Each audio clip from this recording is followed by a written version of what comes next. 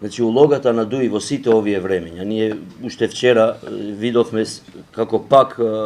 ДУИ имаше некаков вид, да кажеме, пенал во собрание, која можеше наместо така мини реконструкција да направи падна влада со своите броеви или оставки на своите министри и така натаму. И тие пенали секој ден се повторувам и чинам дека најдобра дефиниција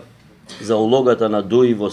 целиот овој режим на братучедија и на ова дивоградба која владее во Македонија е за легитимизирање на нелегалноста. Значи, ДУИ везден прави легитимирање на нелегалноста која владее во Македонија. Тоа се случи, значи, со најеклатантно со 24 декември, кога ДУИ учествуваше, значи, во избор на народен правобранител, што е катастрофа при таков ден да се одбере народен правобранител. Учествуваше исто така во отстранување, значи,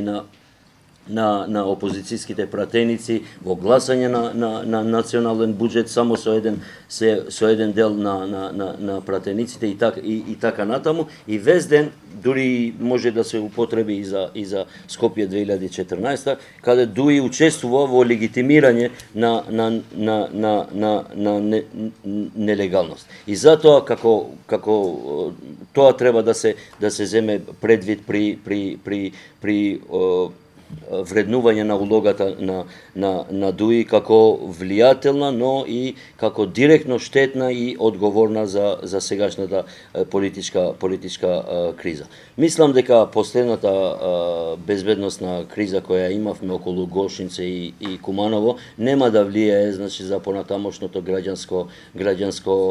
изразување на незадоволство, зашто ние видовме дека имавме многу сомнителни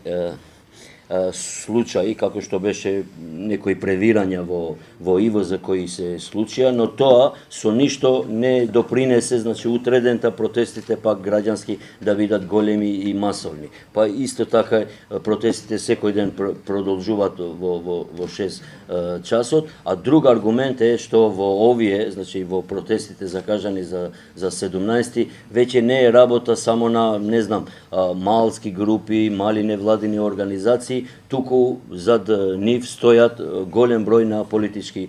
партии, значи, освен најголемата опозицијска партија и коалиционите партнери. Вчера, мислам, се приклучи една мала, сега минорна, но некојаш многу голема партија од албанскиот блок ПДП, па многу невладини и така натаму, кои без оглед, значи, на етничката, политичката или не знам каква припадност, ќе се приклучат на 17 на овие протести, кои со својата и масовност и мирност треба да допринесат